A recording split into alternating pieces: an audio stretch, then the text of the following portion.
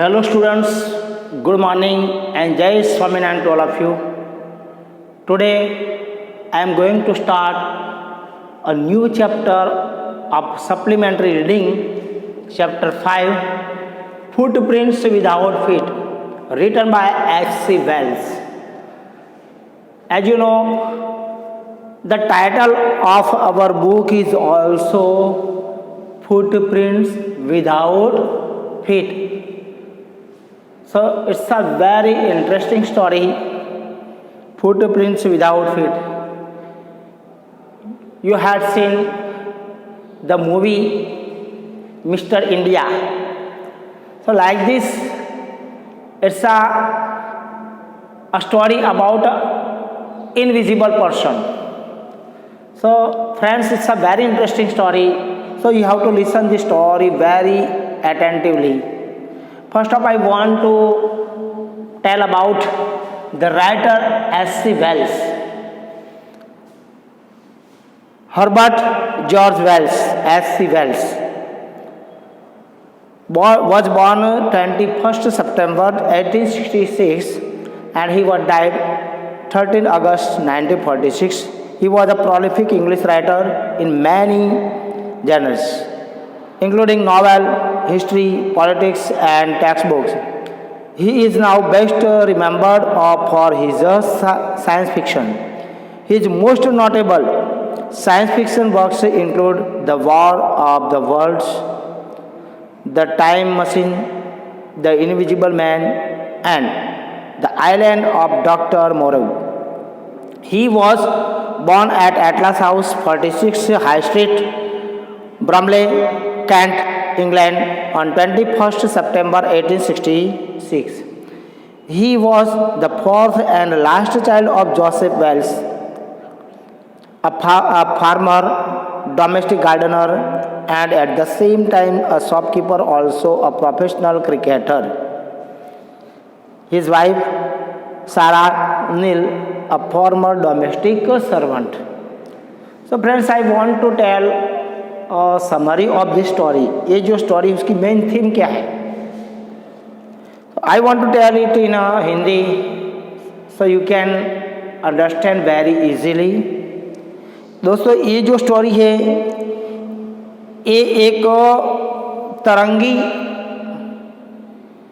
वैज्ञानिक के बारे में है जिसने बहुत रेयरली मिले ऐसी दवाई उसने निगल कर खुद को अदृश्य कर लिया है. उसने ऐसी दवाई पी ली कि जिससे वो इनविजिबल पर्सन हो जाए. ऐसी दवाई फाइंड किया. अब वो होमलेस हो जाता है, घर बेघर हो जाता है और वो गुम्मकड़ हो जाता है, मतलब घूमने वाला हो जाता है, वांडरर हो जाता है. उसका नाम है ग्रिफिन. उसका मकान मालिक उसे पसंद नहीं करता था, इसलिए ग्रिफिन ने उसके घर में आग लगा दी. मकान मालिक उसको पसंद नहीं करता था, इसलिए उसने मकान मालिक के घर को क्या लगा दिया? आग लगा दिया. लेकिन यह लंदन का ठंडी का मौसम था, इसलिए बिना कपड़ों वो रह नहीं सकता.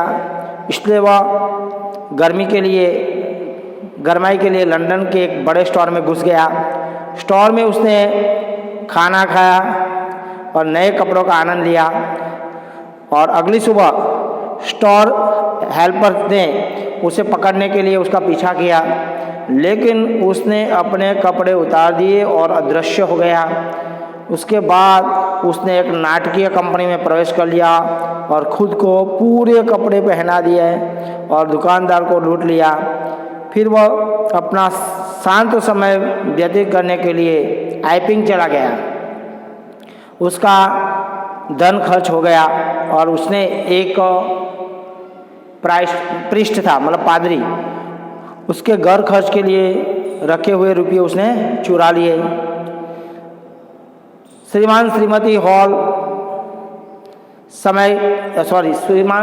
हॉल वो जो मालिक थे उसके कमरे का जांच किया, निरीक्षण किया और अचानक कमरे में फर्नीचर लाइव हो गया, मतलब फर्नीचर चलने लगा, जीवित हो गया. उन्होंने उन्हें कमरे से बाहर धकेल दिया। अब किसी को ग्रिफिन पर संदेह हो गया तो श्रीमती हॉल उससे इस बारे में पूछा तो वो क्रोधित हो गया और अपनी पट्टियाँ उतार दी और वो बिल्कुल हेडलेस मतलब सिर बिना का हो गया और सब लोग उसको देख के भयभीत हो गए और गांव के सिपाही मतलब पुलिस को बुलाया और उसको पकड़ने का प्रयास किया, लेकिन ग्रिफिन ने उसे मुक्के मारकर बेहोश कर दिया और फिर से वो अदृश्य हो गया। तो it's a very interesting story friends. So let we see our story. चलो हम देखते हैं story. The two boys started in surprise at the fresh muddy imprints of a pair of bare feet. दो लड़के आश्चर्य के साथ इन सरप्राइज मतलब आश्चर्य के साथ कीचड़ भरे एक जोड़ी नंग पैरों के ताजे ताजे फुटप्रिंट्स मतलब पद चिन्हों का पीछा करना शुरू कर दिया। दो लड़कों ने बड़ी सरप्राइज के साथ कीचड़ भरे एक जोड़ी नंगे पैरों के ताजे पद चिन्हों का पीछा करना शुरू कर दिया। What was a barefooted man doing on the steps of a house in the middle of London?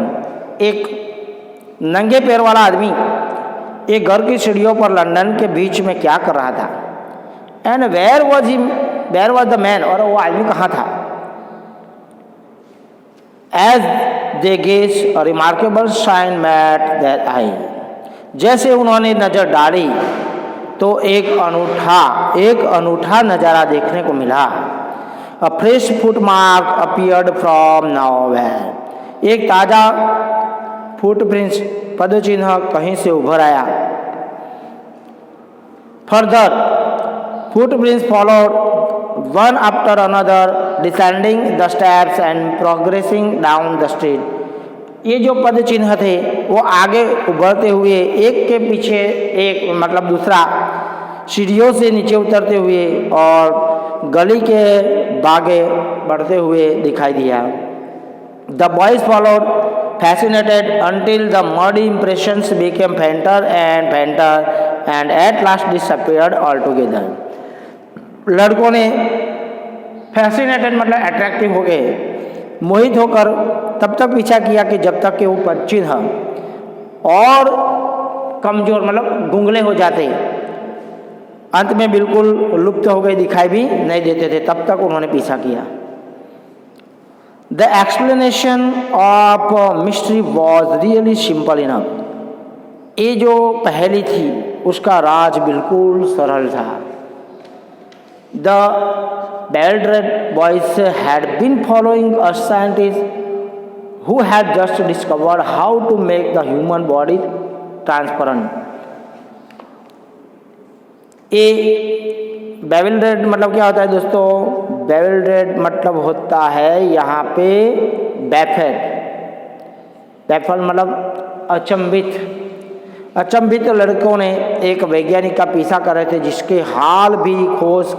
इसने हाल अभी एक ऐसी खोज की थी कि मानव को पारदर्शी कैसे बनाया जाए, मानव शरीर को पारदर्शी ट्रांसपेरेंट कैसे बना जाए। Griffin the scientist had carried out experiment after experiment to prove that the human body could become invisible. ये ग्रिफिन नाम का जो साइंटिस्ट था उसने ये सिद्ध करने के लिए मानव शरीर मतलब ह्यूमन बॉडी अदृश्य कैसे हो सकता था, उसके बारे में एक के बाद उसने एक एक्सपेरिमेंट किए।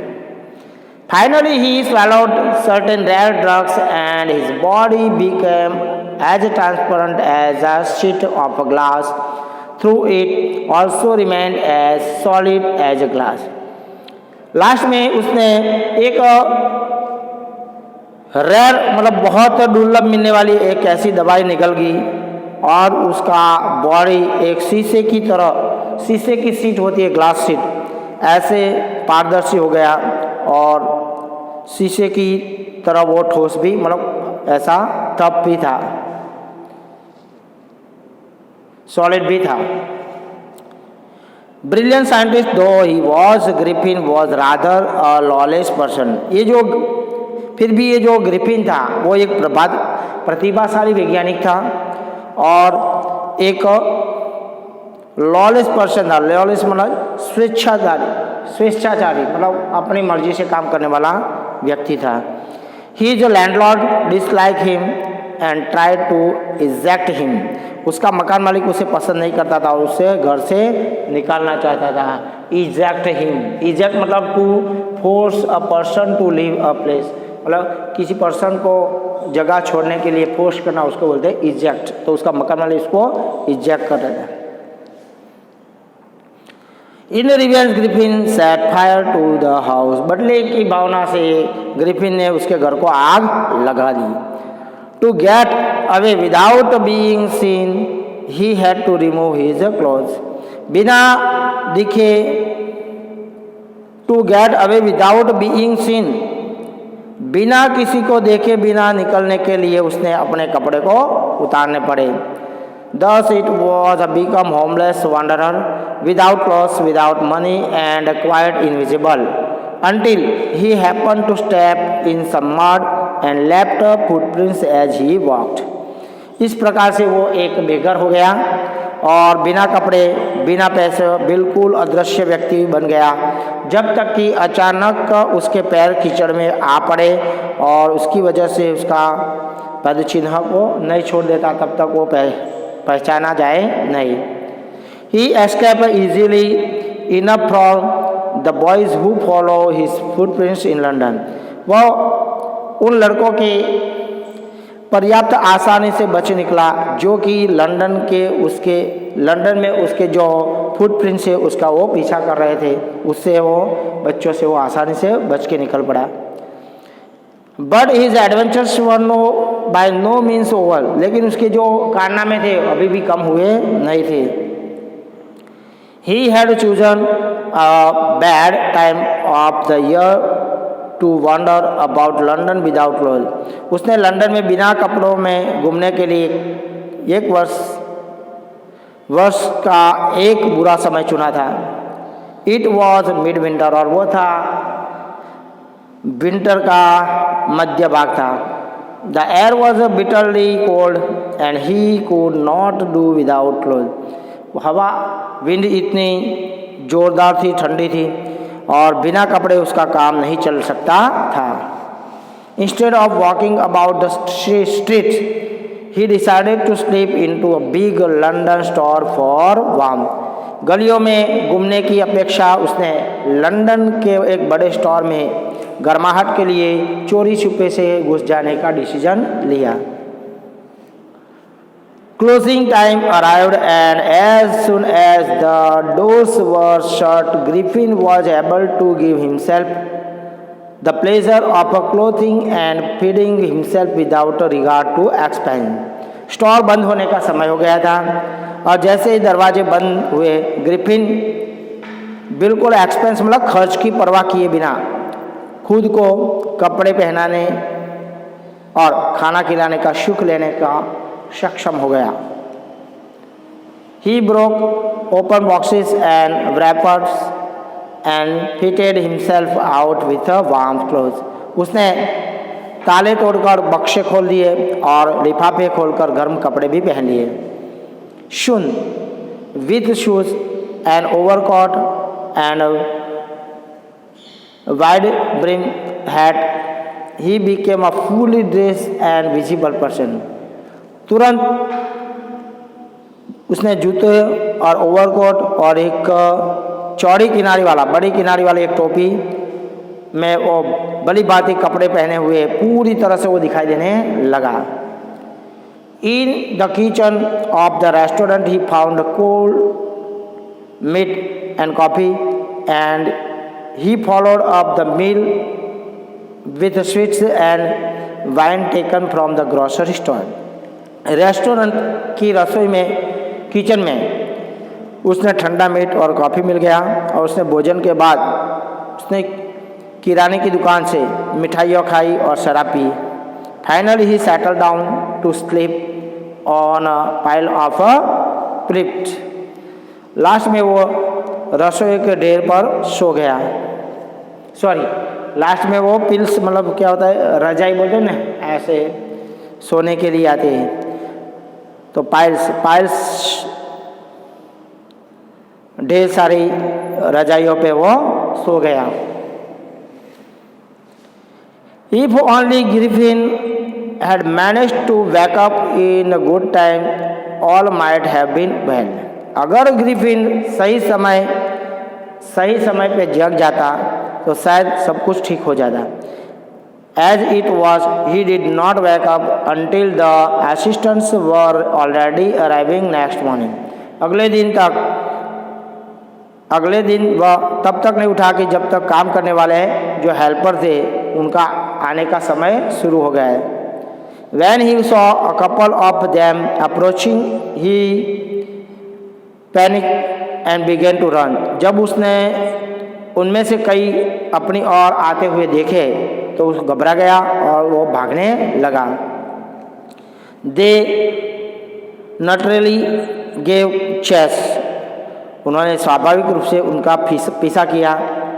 In the end, he was able to escape only by quickly taking off his newly found clothes. Last में वह अपने हाल में प्राप्त कपड़ों को उतार कर वो उससे बच सका। So once more, he found himself invisible but naked in the chill January air. इसलिए वो फिर से खुद को एक अदृश्य होने में, जनवरी की अत्यंत ठंडी में नग्न हालत में वो फिर से खुद को अदृश्य होने में सफल रहा। This time he decided to try the stock of a theatrical company in the hope of finding not only clothes but also something that would hide the empty space above his shoulders. This time he decided to try the stock of a theatrical company, मतलब नाटकीय company, नाटक company. वो नाटक company में के जो store उसको आजमाने की उसने कोशिश की, सोची, और उसे उम्मीद थी कि उसे केवल कपड़ों और उसके कंधों पे खुली जगह को छुपाने के लिए कुछ मिल जाएगा, ऐसा उसने मन में सोचा। Shivering with cold, he hurried to dreary lane, the center of the theatre world. ठंडी से कांपते हुए वो जल्दी से ड्यूरी लैंड की ओर गया और नाटकीय, वहाँ पे बहुत सारा नाटकीय वर्ल्ड गढ़ था।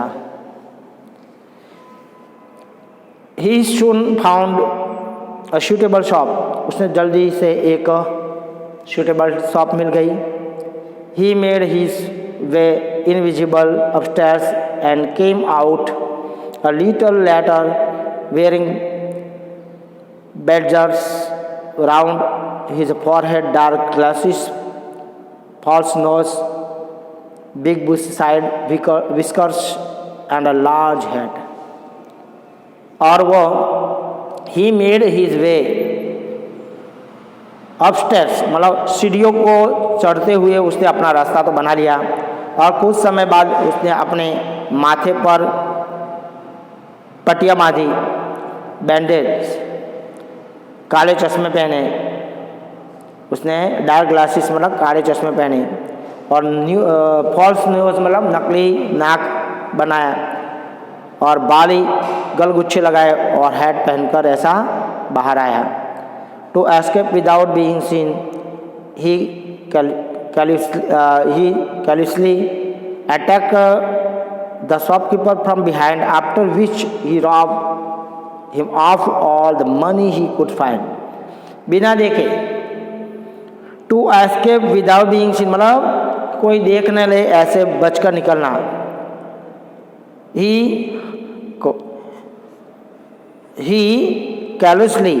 callously मतलब होता है क्रूअली, निर्दयता से, वो निर्दयता से हमला किया उसने उसके ऊपर निर्दयता से हमला किया। उसके बाद उसके पास जितने भी पैसे थे वो सब पैसा उसको मिला और उसने वो पैसा लूट लिया।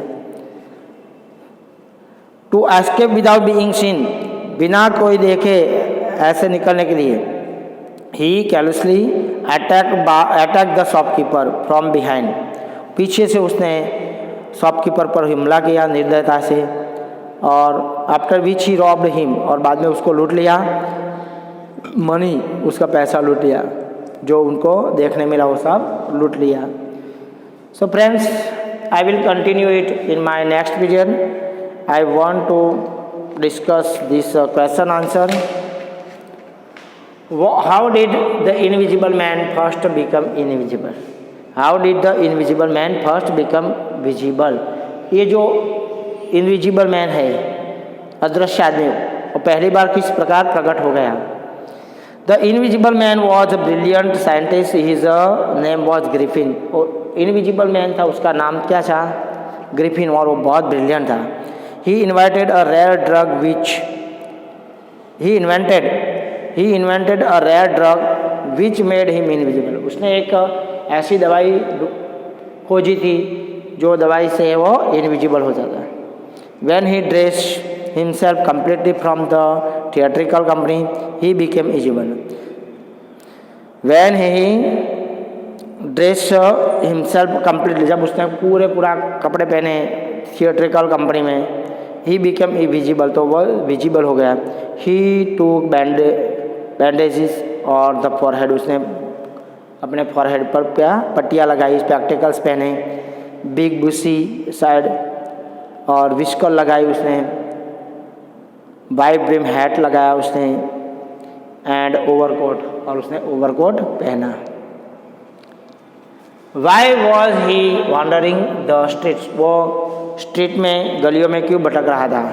तो Griffin was a brilliant scientist but a lawless person. वो कैसा था? लॉलेस पर्सन था।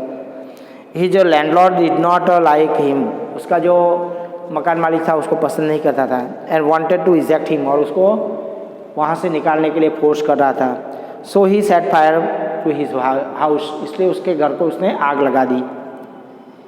ही swallowed a rare drug and made himself invisible, इसलिए वो उसने पकड़ा ना जाए इसलिए उसने ऐसी ड्रग पे निगल दी और वो इनविजिबल हो गया। Thus he became a homeless wanderer and he was wandering the street.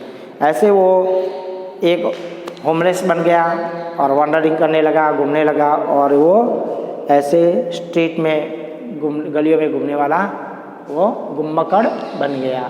So friend, I will continue it in my next period. जय स्वामीनारायण।